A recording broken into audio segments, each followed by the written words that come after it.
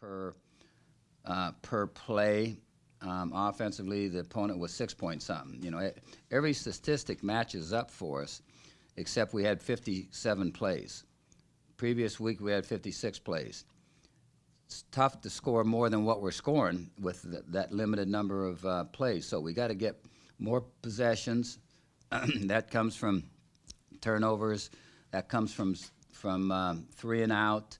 Those type of things. If we can get more possession, we'll put more points on the board. And the last quarter was, I don't know, 10 something to 4 something in terms of time possession, and that was a killer for us in that regard.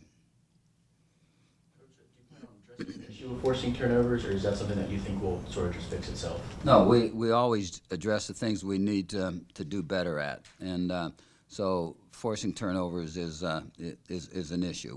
We're talking to our guys all the time about it, drilling it, making a big deal out of it, but sometimes you have lulls, and that's what I'm hoping this is, and that we snap out of it and start creating turnovers. I know the final result didn't go your way Saturday, but have you talked with or congratulated Nate at all about breaking the touchdown record? I've not congratulated him on that yet. We give him Sunday completely off, so we don't see him on Sunday, and so today when he comes in, certainly we'll congratulate him. He had a great ball game, and he's got more football to play yet, and so accomplishing that record as he did at this point in time in his last season is remarkable. The guy whose record he broke, Tyler, are these two guys cut from the same cloth, or are they completely opposite individuals? How would you compare and contrast the two guys that have accounted for 160 touchdowns? Yeah, no, they're not polar opposite. They're guys that think alike and they play alike. They're both bright guys. They both studied the game. They both had great leadership skills. Tremendous athletes that finished plays out and got the respect of their players and their coaches for how they handled things. Both are great under pressure, and so a ton of similarities in what they do on the field and how they handle themselves off the field.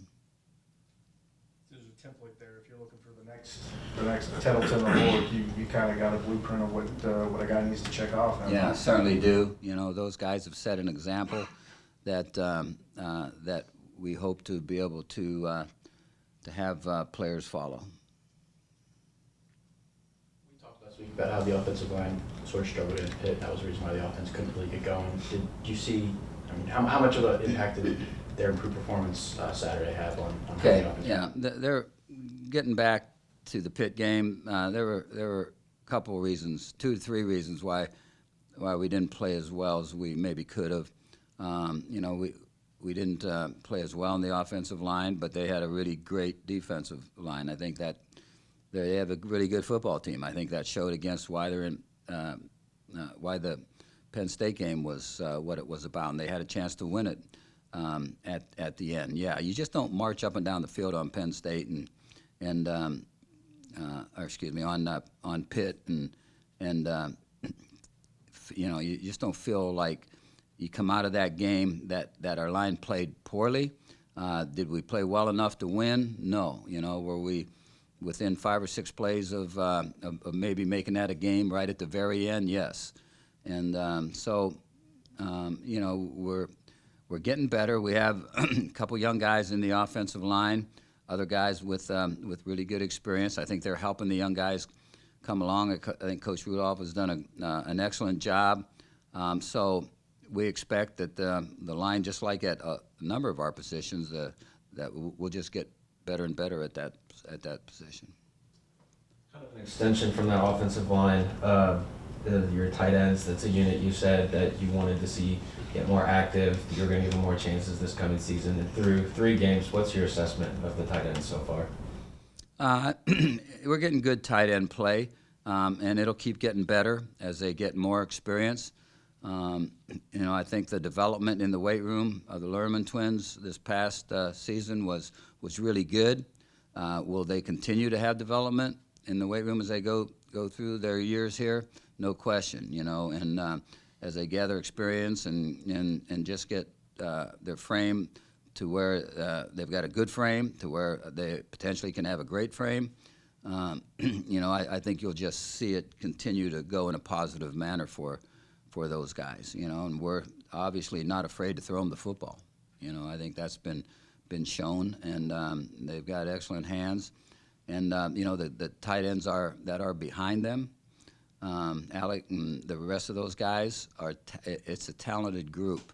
And it's going to take some time for all of them to get to where you want them to get. But it's going to be a very strong group with excellent depth.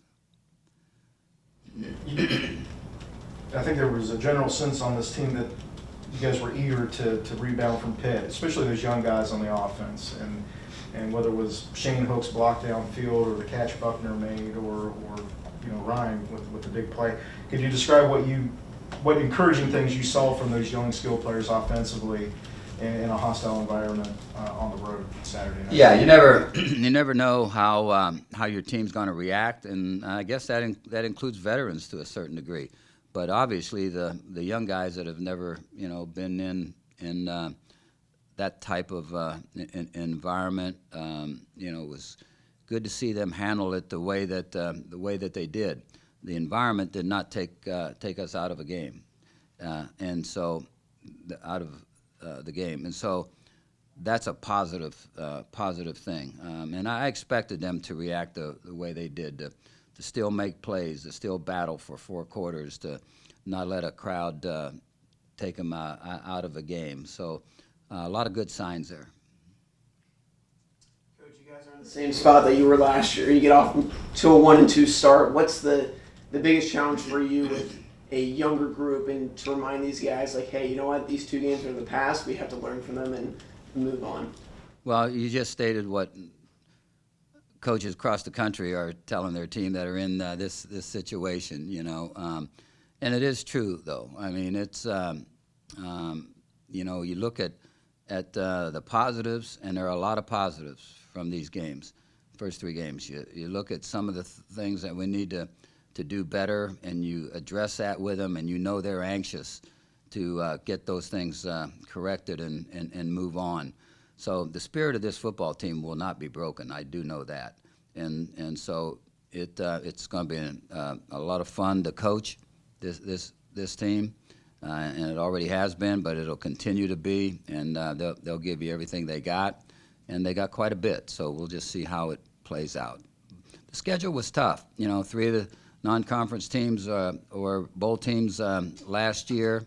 They have those 3 places have established programs that are used to winning, and so they're a lot like us. And so we knew going in that those games were, the 3 games out of the 4 were going to be really highly contested games, and the opening game, which we never take lightly because we understand how that can all work. It's proven every year that those guys have athletes, and so you got to get ready for it too. So I've been pleased at how our players have responded up to this point, and I see no signs of them not responding well as we go through the rest of the year. You mentioned the non-conference schedule. Louisiana on tap this weekend. How would you describe the Raging Cajuns' run game right now? How would I describe it? Yeah. In terms of productivity, the style they're running, but they're putting up incredible rushing Yeah. numbers through 3 weeks. Yeah. And their quarterback is a big part of that. He's a guy that's an excellent runner as well as thrower. He's got a strong arm. He's not very tall, about 5'10", they say. But there's been some Heisman Trophy winners that probably aren't any taller and are playing pro ball right now. And but he's got the ability to make the big play both in the air and on the ground. And they've got really good running backs, and they can keep subbing them in.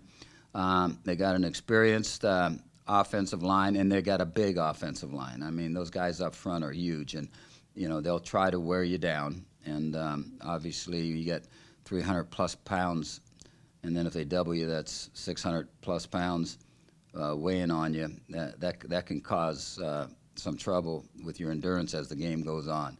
So we understand all that, and we've used that kind of philosophy ourselves at times. So they've got an excellent running game, with the quarterback being a good piece of that. Kind of see where this is going. You give up 300 yards rushing on the ground last week. This is a team with 400 yards rushing the last 2 games. Is that where this game's going to be decided on Saturday? Well, I don't see them as being one-dimensional, but obviously, if we can't stop the run, that'll be a tough deal for us. But I think the same is true for them. If our running game gets going the way it's capable of getting going, and we've shown flashes of that at times this season, I think you'll find that it'll be 2 teams that have the ability to run, and are going to be playing hard to keep the other team from taking control of the game that way. But we'll see. Is there a chance we could have a college football game end in under 3 hours? Not likely. Not likely. But we might fill the air with balls. Do you have any? You're missing 4 offensive starters right now. Do you have any updates on Cam Odom, Tyler Tupa, Rashawn Allison, or Steve Hayes at this time? Well, 2 of the 4 are definitely out. 2 of the 4 have a chance. And you're not going to eliminate us on No, not really. I'm still confused by what people are asking to